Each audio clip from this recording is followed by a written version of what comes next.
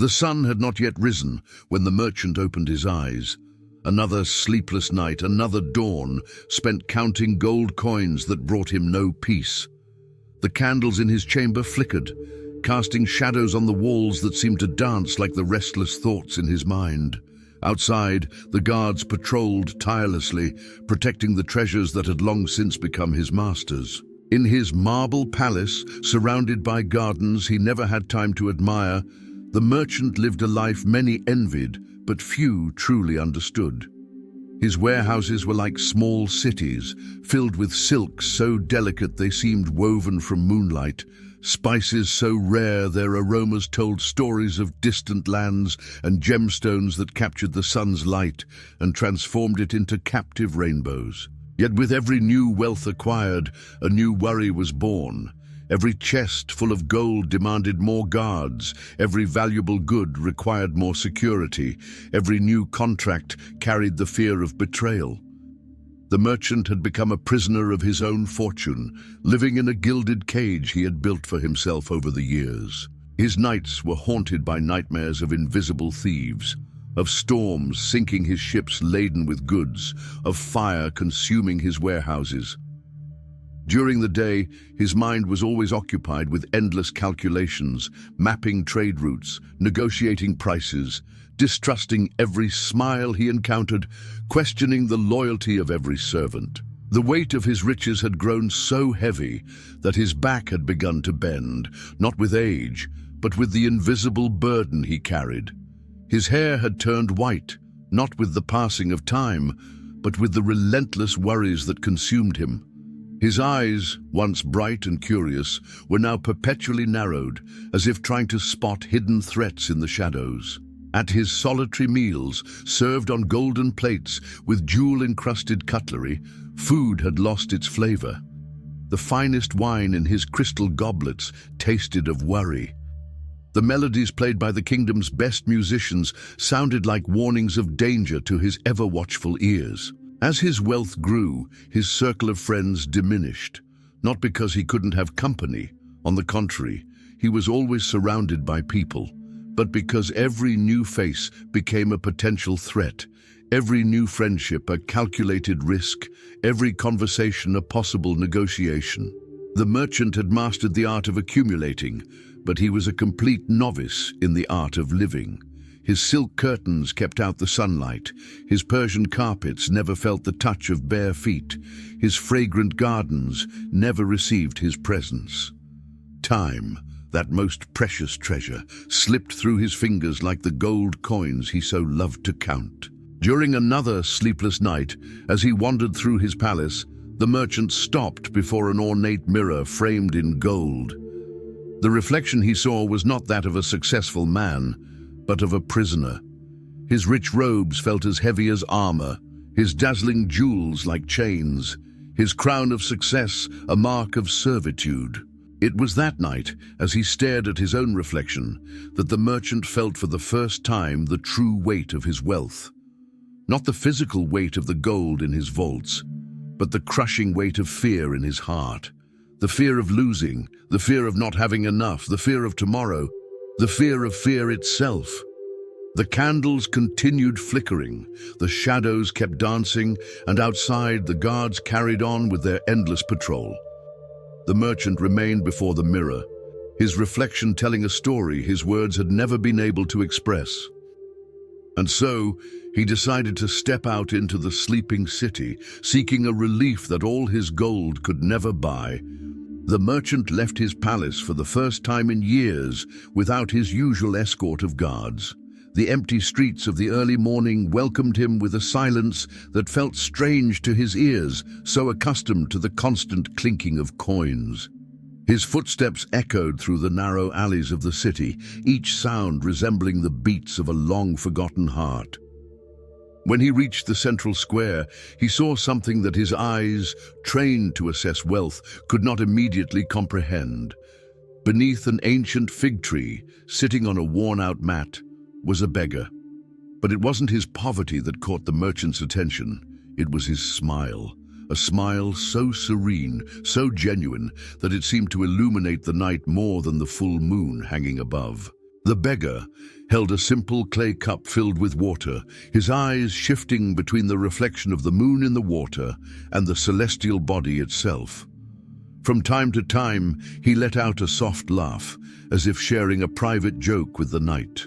Intrigued, the merchant approached. His feet, clad in sandals embroidered with gold thread, hesitated before stepping onto the dew-dampened grass. The beggar did not move, nor did he seem surprised. He simply continued gazing at his cup of water, as if holding the world's greatest treasure in his calloused hands. "What are you looking at so intently?" the merchant asked, his voice betraying a mix of curiosity and disbelief. The beggar slowly lifted his eyes, his smile widening at the sight of his richly dressed visitor. "I am admiring my palace of the moon," he replied simply, gesturing toward the reflection in his cup. The merchant frowned, feeling both irritated and fascinated. How could someone who owned nothing but a clay cup appear so content? How could those eyes shine with such peace when their owner had not even a roof over his head? "Would you join me?" the beggar asked, patting the empty space beside him on the mat. The merchant hesitated. How long had it been since he last sat on the ground? How long since he accepted an invitation without ulterior motives? As he lowered himself, he felt the fine fabric of his robes absorb the moisture from the grass. Instead of worrying about the damage, as he normally would, he found himself curious about the refreshing sensation spreading through his legs. "Look," said the beggar, tilting his cup slightly. "When the water is disturbed, the moon disappears, but when it is still, it perfectly reflects the beauty of the sky." His fingers, though dirty, moved with the grace of a musician playing a precious instrument. The merchant watched in fascination as the moon danced on the water's surface, vanishing and reappearing with each small ripple. "But it's not real," he argued. "It's just a reflection." The beggar laughed again, a sound as pure as the distant chime of a temple bell. "And the gold in your coffers? Is it not also a reflection of something you seek? Peace, security, happiness?" The words struck the merchant like well-aimed arrows. For the first time in years, he felt his defenses lower, like the walls of a fortress crumbling under the weight of a long-overlooked truth. "How can you be so content with nothing?" he asked, his voice barely a whisper. The beggar extended his cup toward the merchant. "Look again. What do you see beyond the moon?" The merchant leaned over the cup, expecting some trick, some hidden revelation. "I see stars," he replied, surprised by his own discovery. "And now you understand why I smile," the beggar said. "In a simple cup of water, I carry the entire sky. I do not need to own it to appreciate it. I do not need to guard it to enjoy it. I do not need to protect it to have it with me always." The merchant remained silent for several moments, his eyes fixed on the cup of water now resting between them. The beggar, noticing his companion's deep contemplation, took a second empty cup from the small bundle he carried. "Observe these two cups," the beggar said, placing them side by side. "One is full of water, the other is empty. Which one is more valuable?" The merchant, accustomed to assessing the worth of all things, replied without hesitation, "The cup with water, of course. It is full, immediately useful." The beggar smiled again, that same smile that seemed to carry all the secrets of the universe. "Then tell me, if you wanted to fill a cup with something new, which of these two would be useful?" The simplicity of the question made the merchant pause. It was true. The empty cup was ready to receive, while the full one had no room for anything new. "You see," the beggar continued, "your warehouses are like cups filled to the brim, so full that there is no space for anything new to enter, not even joy, peace, or wisdom. How can life flow when there is no room for it to dance?" As he spoke, the beggar poured a little water from one cup to the other, creating a balance between them. The sound of the water flowing was like music in the stillness of the night. "In my youth," the beggar said, I was like you, not a merchant of gold and spices, but a collector of knowledge. My mind was so full of concepts, theories, and ideas that there was no space for true wisdom to enter. I had to empty myself in order to truly be filled. The merchant watched, mesmerized, as the water moved between the cups. "But how do we know what to keep and what to let go?" he asked, his voice revealing a vulnerability he had not known in himself. "Look at this water," the beggar replied. "It takes the shape of any vessel, flows naturally where it must go, does not resist, does not cling.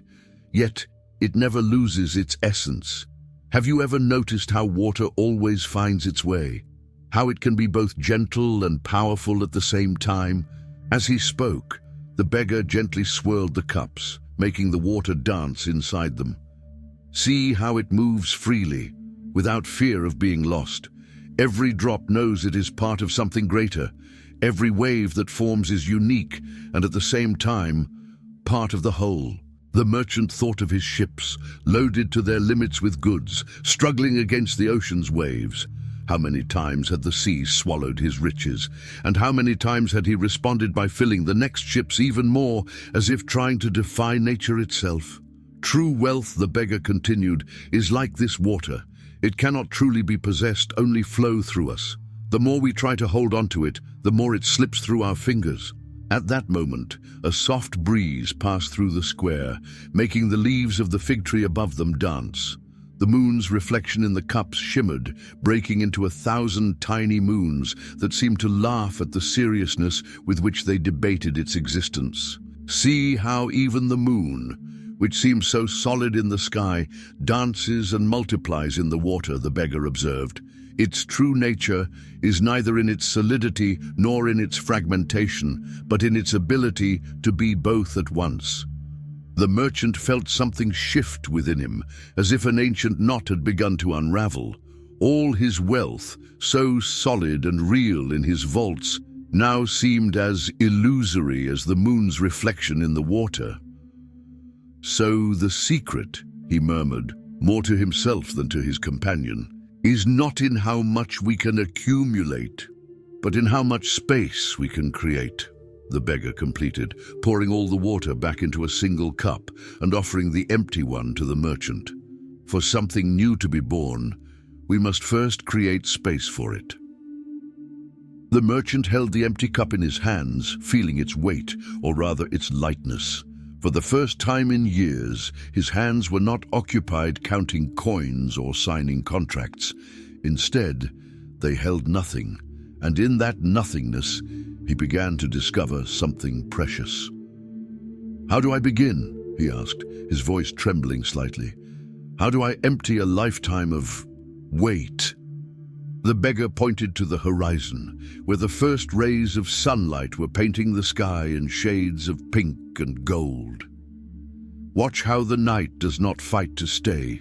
It simply allows the day to arrive, naturally, gently." At that moment, the sound of the temple bells began to echo through the awakening city.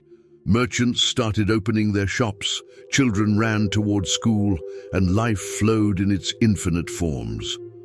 The merchant realized that in all his sleepless nights, he had never truly witnessed the arrival of dawn. "Every morning is a new beginning," said the beggar, "but first you must allow the night to pass." Back at his palace, the merchant looked at his possessions with different eyes. Each object now seemed to tell a story of attachment and fear. The guards at his door were not protecting his wealth, they were guarding his prison. That morning, for the first time in decades, he did not start his day by counting his gold. Instead, he began counting stories. He called his oldest servants and asked about their families, their dreams, their needs. He discovered that his gardener had 3 children who longed to study, that his cook was caring for her ailing mother alone, that his coachman had lost his home to a storm the previous year. Each story was like a drop of water falling into his empty cup, filling it with something far more valuable than gold. Every need he uncovered became an opportunity to transform his burden into lightness. He started slowly, just as the beggar had suggested. First, he opened a small school at the back of his palace, using one of the rooms that had once stored precious fabrics. The sound of children learning replaced the clinking of coins, and he found that this new sound had a music of its own, sweeter, richer. His sleepless nights continued, but now for a different reason. Instead of counting his riches, he began planning ways to use them meaningfully. He discovered that each gold coin could be transformed into something no thief could steal: knowledge, health, opportunity. One day, as he walked through his warehouses, he stopped before a pile of fine fabrics he had stored for years, waiting for their value to increase. He touched the smooth silk and recalled the beggar's words about water adapting to any vessel. The next day, those fabrics were turned into uniforms for the school children and clothing for the sick in the local hospital. His advisors thought he had gone mad. "You are throwing away a lifetime's fortune," they told him. But for the first time, the merchant could see clearly. He was not throwing anything away. He was finally using his wealth for its true purpose. As his warehouses emptied, something strange began to happen. The physical space that opened up seemed to reflect a space expanding within him. Each time he transformed material wealth into something greater, he felt lighter, more alive. The guards at his door were gradually dismissed, not because there was nothing left to protect, but because he had finally understood that true security did not come from walls and spears, but from the kindness that now flowed freely between his palace and the city. One night, sitting in his garden, now open for the school children to play in during their breaks, the merchant found himself smiling at the moon, just as he had once seen the beggar do. His reflection in the garden's fountain no longer showed a man bent under the weight of gold, but someone beginning to rise, like a flower finally reaching for the light after a long night. The months passed like leaves carried by the wind, each day bringing a new understanding.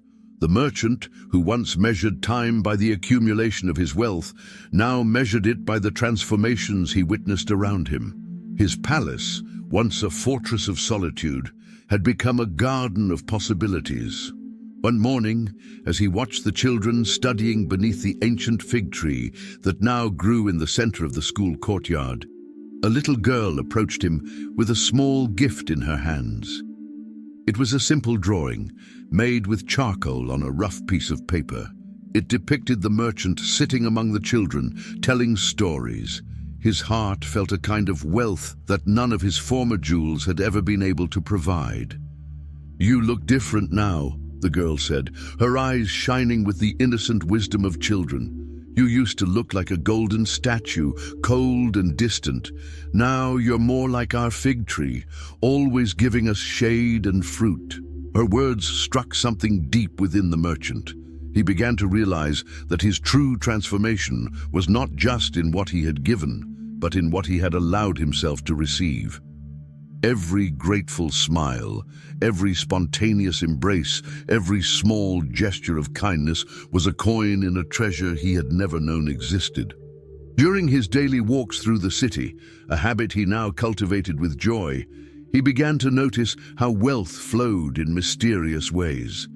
He saw how the knowledge shared in the school spread through families, how restored health in the hospital allowed people to return to work and care for their loved ones, how small acts of kindness multiplied into an infinite web of connections. One afternoon, while helping to organize a community meal in what was once his private banquet hall, an elderly woman approached him.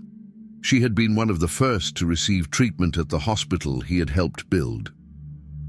"You know," she said, her wrinkled hands holding a cup of tea, "when I was young, people used to say you were the richest man in the city. Now they say you are the richest man in the world." The merchant laughed, a sound that now came easily to his lips. "But my coffers are nearly empty," he replied, a playful glint in his eyes. The woman smiled knowingly. "I don't mean gold.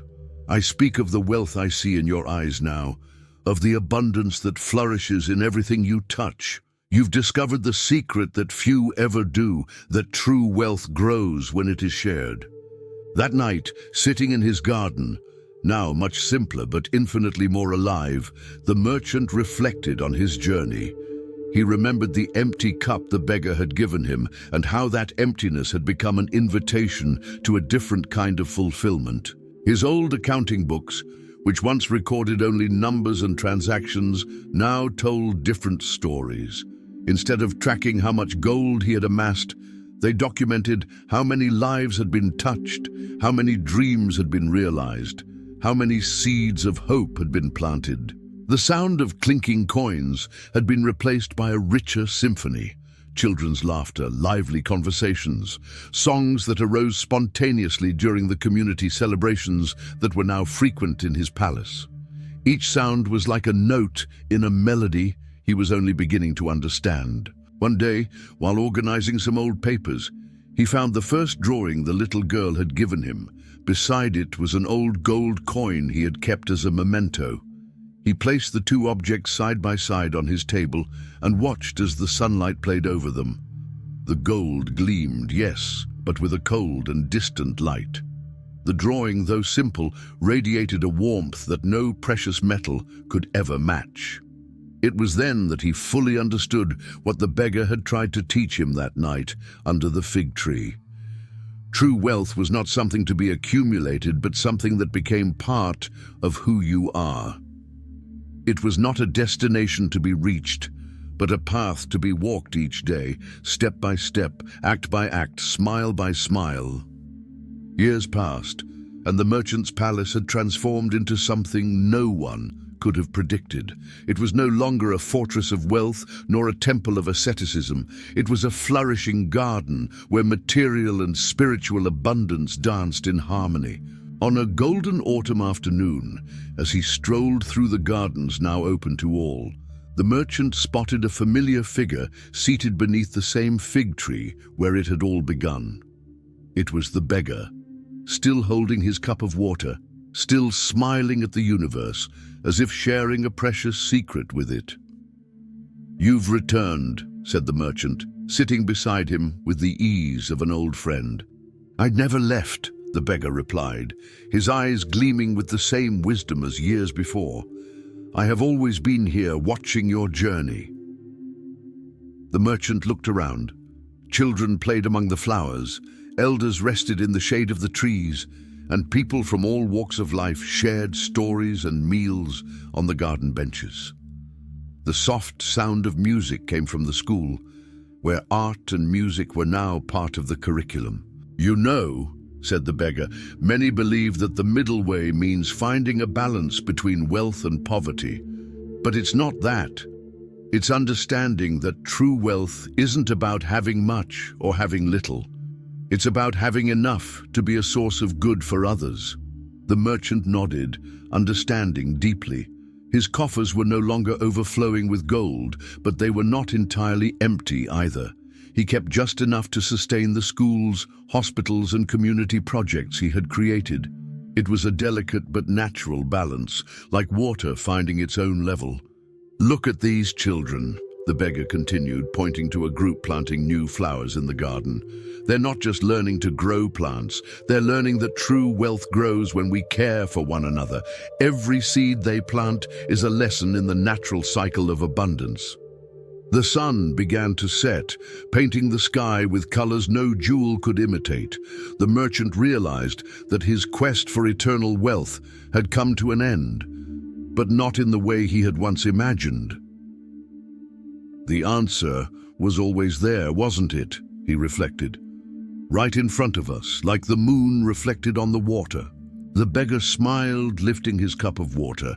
Yes, true, eternal wealth isn't in what we own, but in what flows through us to benefit others.